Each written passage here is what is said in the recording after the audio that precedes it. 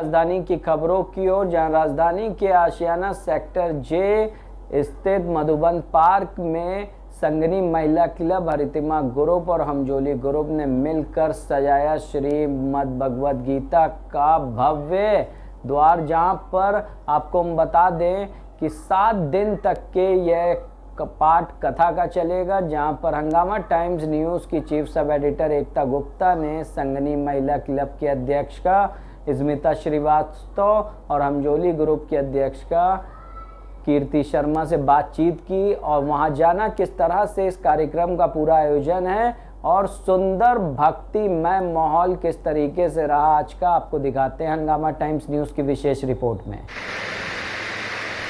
नमो नारायण पुनात हो और श्री बाल कृष्ण भगवान की जय। हरि तेरी आरती गाऊं प्यारे आपको मनाऊं, आरती गाऊं प्यारे आपको मनाऊं। श्री के बिहारी तेरे मुकटे तेरे शीस पे सोहे, प्यारी रे वंशी मेरो मन मोहे। आसु सदा वृंदावन पाऊं, श्रिया प्यारी संग्राम। तमेव सर्वं मम देव देव, तमेव सर्वं मम देव देव। राधे श्याम।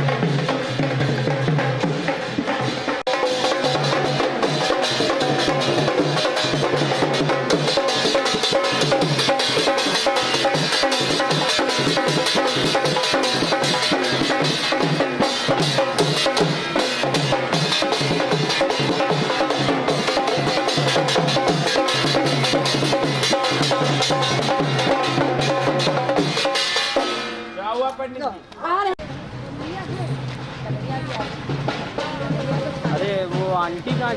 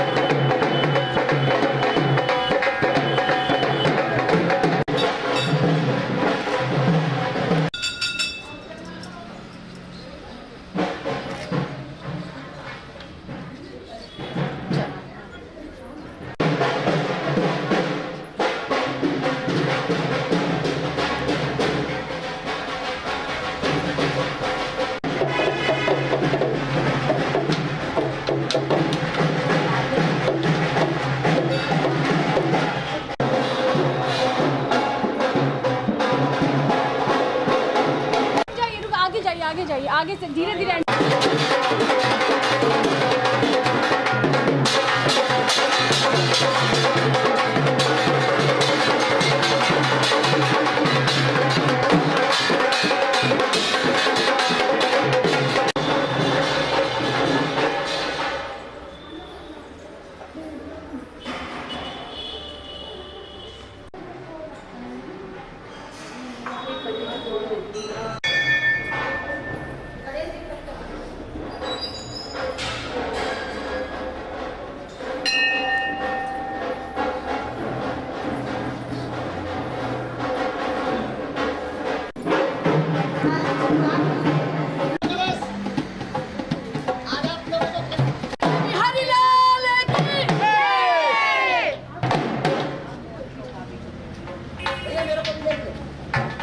सबका कलर दिखना चाहिए ऊपर।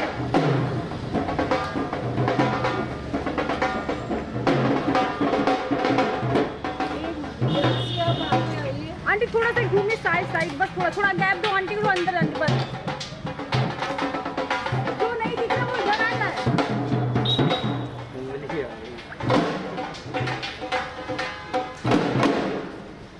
संजय जी थोड़ा पीछे आइए।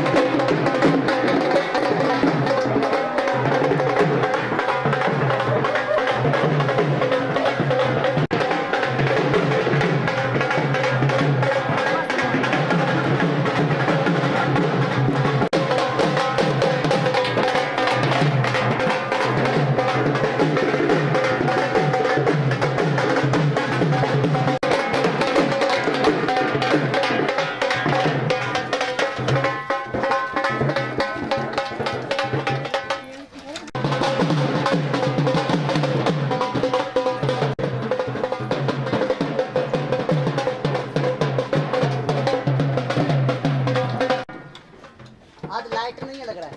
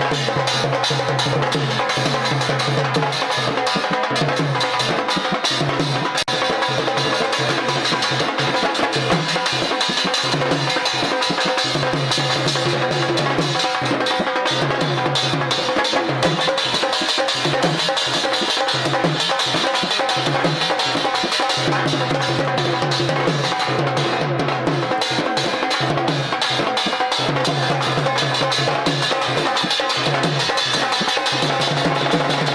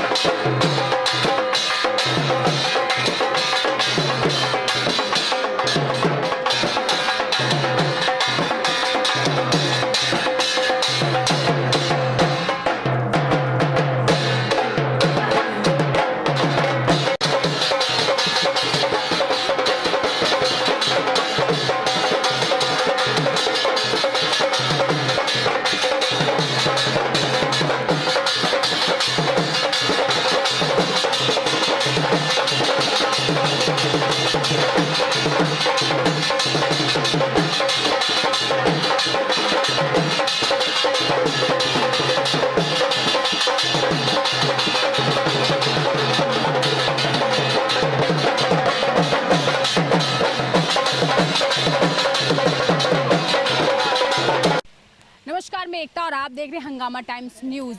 इस समय मौजूद हैं हम संगनी, हरितमा और हमजोली ग्रुप ने जो मिलकर भगवत गीता का पाठ रखा है, जहां पर आपको सब कुछ मिलेगा। यानी कि इसमें भगवान कृष्ण का जन्म से लेके उनका विवाह तक और जहाँ जहाँ वो पड़ाव मिलेंगे जो आपको बहुत पसंद है। भगवान कृष्ण के जन्म से लेके शादी तक और किस तरह से उनका जन्म उत्सव मनाया जा रहा है, किस तरह विवाह मनाया जाएगा। भगवत गीता के वो ज्ञान आपको मिलेंगे जो भगवत गीता में जो आपको आपके जीवन के लिए बहुत लाभदायक है। किस तरह संगनी ग्रुप ने मिलकर इसका आयोजन किया है, किस तरह हरितमा और हमजोली ने मिलकर इसका आयोजन किया, सब जानते हैं और आपको बताते हैं किस तरह से भगवान कृष्ण के लीला में आज पूरा वातावरण है। आज मौसम बहुत सुहाना हो गया है और पूरी बात जानते हैं मैम से। मैम, अपने परिचय के साथ बताइए, ये जो आप लोगों ने मिलके किया, भगवान को आज प्रसन्न कर दिया है, मौसम बदल गया है, क्या? मेरा परिचय तो यही है, स्मिता श्रीवास्तव में अध्यक्षा हूँ संगनी और हरितिमा क्लब के। बस ऐसे ही कुछ बांके बिहारी की इच्छा थी, हमारे प्रांगण में पधारे हैं और व्यास जी से संपर्क हुआ, यही हमारी कथा कहने वाले हैं। और आज की शुरुआत, एक तो सबसे खुशी की बात है कि हमेशा कहा जाता है कि गणेश प्रथम पूज्य हैं, तो गणेश चौथ का कल व्रत किया, उनका पूजन किया और बस इन्हीं की इच्छा थी कि आज इनके प्रांगण में आके इनकी भी सेवा करने का हमें सुअवसर प्राप्त हुआ। आज हमने प्रातः पहले, जैसा कि किसी भी पूजा को हम प्रारंभ करते हैं, तो गणेश पूजन, भगवान शंकर की आराधना, भूमि पूजन, माँ दुर्गा की आराधना और इसके साथ साथ अपने लाला को हम लोगों ने बड़े से सुंदर से पात्र में स्थापित करके इनको पूर्ण गंगा जल से, शहद से, शर्करा से, घृत से और गंगा जल से, रोज़ वाटर से इनको जो है पहले स्नान कराया और फिर हमारे व्यास जी ने इनका श्रृंगार किया। उसके बाद जैसा कि है कि जब हम भागवत कथा का आयोजन करते हैं तो सबसे पहले हम इनका पूजन करके आरती करके और उसके बाद हम कलश यात्रा निकालते हैं। इस तरह कलश यात्रा हमने निकाली और उसके साथ ही साथ राम दरबार, शिव मंदिर, हनुमान जी के मंदिर और उसके बाद दूसरे दक्षिण हनुमान जी का मंदिर, साईं मंदिर, इस तरह 5 पवित्र स्थल पे जाके हम लोगों ने पूरे नृत्य गीत संगीत के साथ कलश यात्रा अपनी निकाली और फिर वापस अपने इस प्रांगण में आके सभी भक्तों को, जैसा कि भगवान को छाछ, मक्खन, दही, दूध बहुत पसंद है, तो हम लोगों ने जी भर के भगवान का वो प्रथम प्रसाद ग्रहण किया, जी भर के छाछ वगैरह के साथ इस कार्यक्रम को संपन्न किया। कितनी महिलाएं रही होंगी कलश यात्रा में और कब से शुरू हुई और कहाँ खत्म हुई? शुरुआत कहाँ से हुई, कहाँ तक हुई, कितनी महिलाएं रही? महिलाएं तो मेरे ख्याल से लगभग 50 के करीब थी, क्योंकि कलश हमारा जिस अनुपात में रखा गया था, कुछ कलश हमारे कम पड़ रहे थे, तो उसके हिसाब से काउंट तो नहीं कर पाऊंगी, लेकिन 50-60 के करीब रही होंगी। और ये यात्रा की शुरुआत जो है मेरे घर के मंदिर से शुरू हुई। यहाँ से भागवत जो ये प्रांगण मधुबन का प्रांगण है जहाँ पे हमारे लला को स्थापित होना था, वहाँ से पहले भागवत को सर पे रख के आगे आगे उनका भागवत का अनुकरण करते हुए सभी स्त्रियां नृत्य गीत के साथ इन्होंने कलश यात्रा का आरंभ किया और 5 मंदिर का दर्शन करते हुए वापस हम फिर रामलला के प्रांगण में आए और यहाँ आके हम लोगों ने अपनी यात्रा समाप्त की। मैम, इसका मुख्य उद्देश्य कुछ? इसका मुख्य उद्देश्य तो हम लोग जिस तरह से अपनी प्राचीन संस्कृति को विस्मृत करते जा रहे हैं, हमें क्या था, जो हमारे ईश्वर थे तो उनके ईश्वर के साथ, ईश्वर की जीवन गाथा के साथ रामायण, भागवत गीता और ये सब ग्रंथ हमारे आए, लेकिन हमें तो अब वो सब विस्मृत होते जा रहे हैं और किसी को इतना वक्त कहाँ है आज की तेज़ रफ्तार ज़िंदगी में कि वो उनको पढ़े, उनसे शिक्षित हो, अपने संस्कार को संवारे, अपनी संस्कृति को जागृत करे, लोगों में सद्भावना पैदा करे, लोगों के लिए सहायक हो, गरीबों के लिए वो सहायक बने और जो कष्ट में हैं उनके रक्षक बने।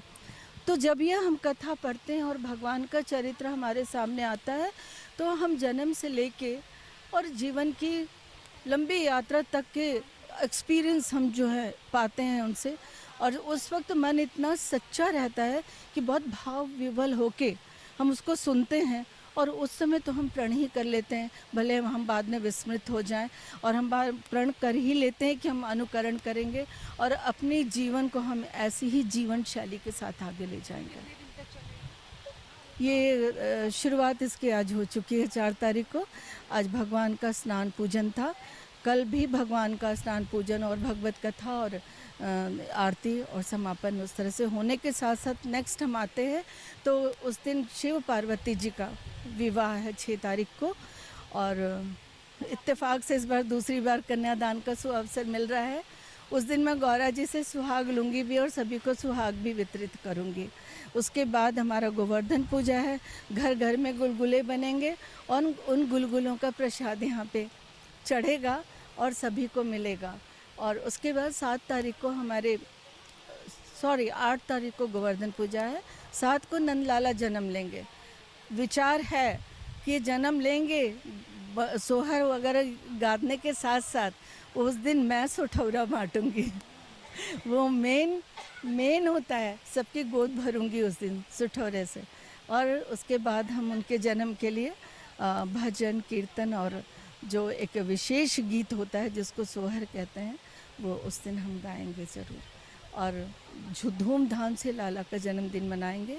और उस दिन माखन मिश्री का प्रसाद, और बच्चों को चूँकि उस ज़माने में ना सही रूप कुछ और होगा, बस हम टॉफ़ी और उस दिन बिस्किट सभी के बीच में वितरित करेंगे। और उसके साथ ही साथ नेक्स्ट हम गोवर्धन पूजा, जिस दिन गुलगुले का प्रसाद होगा, और एक्साइटिंग होगा कि लाला जो हैं रुक्मिणी जी से विवाह के लिए उन्होंने 9 तारीख चुना है। सभी लोग 10 बजे बारात लेके उनको मेरे द्वार पे आएंगे। उस दिन लाला हमारे दामाद होंगे हम सभी के, और द्वार पे आएंगे, उनका परिछन करेंगे और इसके साथ ही वो हमारे घर में प्रवेश करके और विश्राम करेंगे। शाम की शादी की तैयारी करेंगी, रुक्मिणी जी का इंतज़ार रहेगा और विधि विधान के साथ भव्य यहाँ पे उनकी शादी का आयोजन है। नृत्य गीत आदि के साथ हम बहुत अच्छे से उनका विवाह संपन्न करेंगे। आपके 10वें दिन जो है व्यास जी का पूजन सम्मान, और उसके बाद 11 तारीख को हमारा हवन और उसके साथ भंडारा और फिर समापन होगा। इस तरह से 7 दिन का उत्सव है। तो कहते हैं कि घर घर में लाला जन्म लेते हैं, क्योंकि ये ऐसा फेस्टिवल है कि आपको हर दूसरे घर में भगवान का जन्म होगा।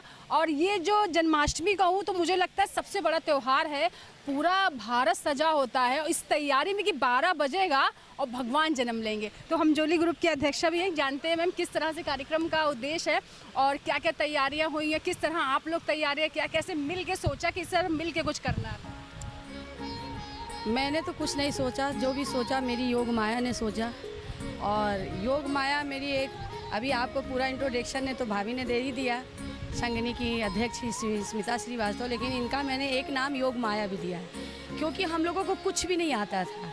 मैं हमजोली ग्रुप की अध्यक्षा भी बनी हूँ तो ये इन्हीं का वो है, क्योंकि ABCD मुझे कुछ भी नहीं आता था। लेकिन जब से ये 15 साल से हमारे इनके संपर्क में आए हैं तब से कुछ ना कुछ सीखने को ही मिलता है। लेकिन जो कहता है नहीं, जिससे सीखने को मिले तो अपना गुरु ही होता है। और अंदर से हमेशा यही दिखने को मिलता है कि ये एक साधारण जीव नहीं है, ये एक माया के रूप में है। कुछ ना कुछ, जैसे ये मधुबन पार्क में आज ये श्रीमद् भागवत गीता का आज बहुत बड़ा पंडाल लगा हुआ है। तो ये माया तो हम सब की है, लेकिन करता धरता ये है। आगे जैसे कहते नहीं, जब तक इंजन की गाड़ी नहीं इंजन लगता तब तक डिब्बा बेकार रहता है, और जब इंजन आगे लग जाता तो डिब्बा उसके साथ में सुंदरता उसकी डिब्बे की भी आती है गाड़ी के साथ में। तो इसी तरीके से हम लोग बस यही सोचते हैं। और ईश्वर, सबसे बड़ी बात ईश्वर हमारा कान्हा, जो भी रचना लीला रचाया है इनके साथ में, मथुरा गई थी इनके साथ में लीला दिखाया इनको, बहुत ऐसी ऐसी लीला उन्होंने, सारी लीला आज के कलयुग में उस लीला को अगर देखा जाए सोचा जाए तो वो लीला इनको इस कलयुग में दिखाएं प्रभु। और आज इस मधुबन पार्क में उन्होंने आज अपना 7 दिन का श्रीमद् भागवत का ये गीत भागवत का पंडाल सजा हुआ है।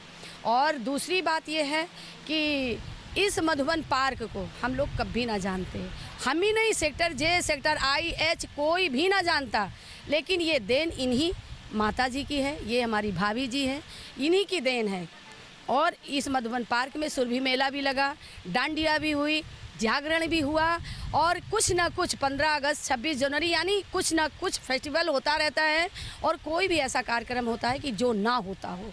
और सेक्टर J सेक्टर आशियाने की औरतें सब जागरूक रहती हैं कि अभी भाभी 10 दिन के बाद हम लोगों को कुछ ना कुछ करेंगी और बुलाएंगे। तो आज वो अवसर मिला है कि भागवत तो हम लोग सुनते हैं, टीवी पर भी सुनते हैं और मोबाइल पे भी सुनते हैं और ऐसे भी सुनते हैं, लेकिन आज जो मधुबन पार्क के इस प्रांगण में जो आज इनकी वजह से हम लोग अपने आप को गर्व कर रहे हैं कि भागवत, नहीं तो पहले ये होता था जेंट्स से आगे बढ़ते तब कोई कार्यक्रम होता, लेकिन आज ये योग माया आगे बढ़ी, क्योंकि कृष्ण के साथ भी योग माया थी।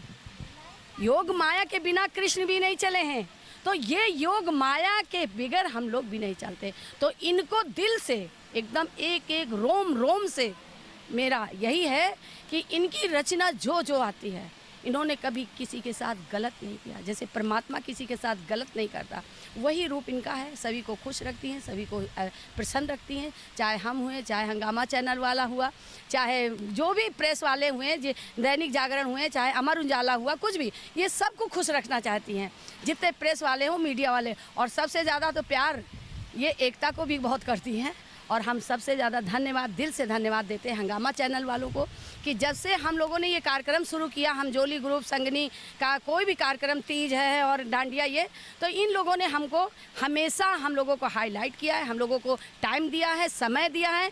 तो इनको दिल से धन्यवाद देती हूँ, आशीर्वाद देती हूँ। अपने अमित बेटा कश्यप को यही कहती हूँ, हे परमात्मा जल्दी से जल्दी इंटरनेशनल टीवी पर भी इसका चैनल आए और इसी तरीके से इस भागवत के लिए हम अपनी योग माया को दिल से धन्यवाद देती हूँ, सेक्टर जे, और सभी से निवेदन करती हूँ जो इस यूट्यूब चैनल को देखेगा हंगामा पे, और सभी से हाथ जोड़ करके निवेदन है कि सभी लोग भागवत सुनने आए।